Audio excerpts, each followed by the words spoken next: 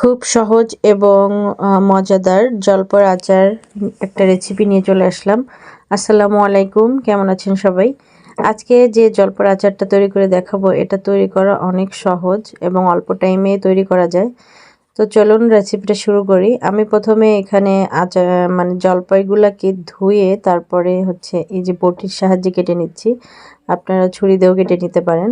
একটু শক্ত, এজন্য আমি বটি দিয়ে কাজটা করলাম যাতে হাতটা না কেটে যায়। তো জলপাইগুলোকে আমি 3-4 টুকরো করেছি। এবার এটাকে আমি লবণ, হলুদ আর একটু শুকনো মরিচ দিয়ে মেখে তারপর রোদে দিব। এই জলপাইয়ের আচারটা বানানো একদম অল্প টাইমের ভিতরে বানানো যায়, তো সেজন্য আমি এটা তৈরি করে দেখাচ্ছি। তো এই যে দিয়ে দিলাম 1 চামচ লবণ আর 1 চামচ হলুদ আর 1 চামচ শুকনো মরিচের গুঁড়া। এটা দিয়ে ভালো করে মেখে তারপরে আমি রোদে দেব। এখানে জলপাই আছে 2 কেজি। 2 কেজি জলপাইকে কেটে আমি এরকম করে নিয়েছি। এবার এটাকে আমি ছাদে যেয়ে রোদে দিয়ে আসবো, কারণ এটা যখন রোদে শুকিয়ে যাবে তখন এর রসটা অনেকটা টেনে যাবে। তো এই তো আমার মাখানো শেষ। এবার ছাদে দিয়ে আসলাম। এখন রাত্রেবেলা, মানে বিকালে যখন ছাদের থেকে এনেছি তখন এটার অবস্থা এরকম হয়েছে, মানে বেশ অনেকটা শুকিয়ে গেছে, পানি নেই বললেই চলে। তো আমি একটা ফ্রাই প্যান নিয়ে নিলাম।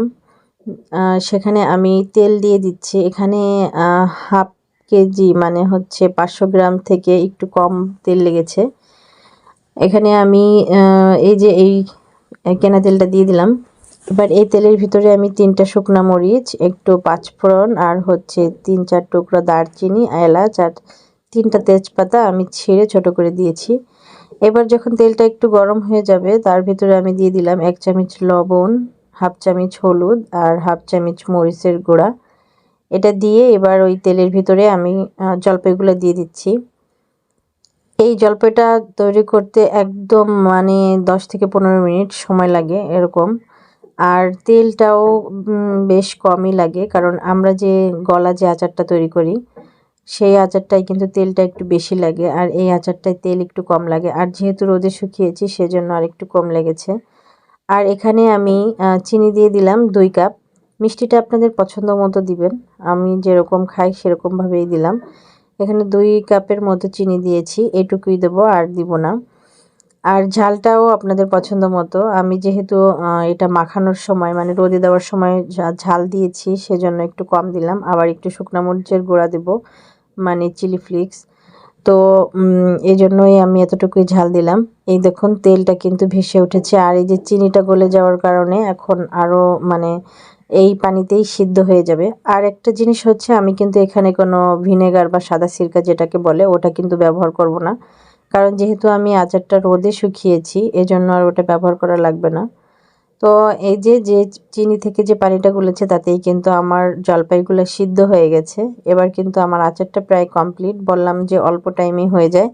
এখানে আমি 1 চামচ চিলি ফ্লেক্স আর 5 ফোড়নটা আমি ভেজে গুঁড়ো করে রেখেছিলাম, সেই গুঁড়িটা দিয়ে দিলাম 2 চামচ।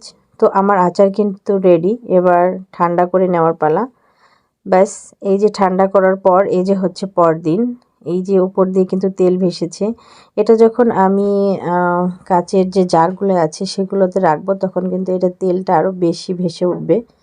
তো এই যে আমি এবার একটা জারে করে নিয়ে দেখাচ্ছি। এই আচারটা কিন্তু, এই আচার বলতে না, যে কোনো আচারই যখন রাখা হবে পাত্রে তখন কিন্তু এটাকে বেশ ঠেসে ঠেসে রাখা উচিত, কারণ এটা যদি কোথাও ফাঁকা থেকে যায় তাহলে সেখান দিয়ে কিন্তু ফাঙ্গাস, মানে সাদা সাদা পড়ে আচারগুলো নষ্ট হয়ে যায়। আর আচারটা যদি একদম সুন্দরভাবে রাখা যায়, কোথাও যদি ফাঁকা না থাকে তাহলে কিন্তু আচারটা ভালো থাকে সারা বছর। আর এই যে দেখছেন তেলটা কিন্তু উপর দিয়ে ভেসে উঠেছে রাখার পরে। তো আমার আচারটা কেমন লাগলো অবশ্যই আপনারা বাসায় ট্রাই করে দেখবেন, আশা করি ভালো লাগবে। ভিডিওটা ভালো লাগলে ভিডিওতে অবশ্যই একটি লাইক দিবেন, চ্যানেলটি সাবস্ক্রাইব করবেন। আল্লাহ হাফেজ।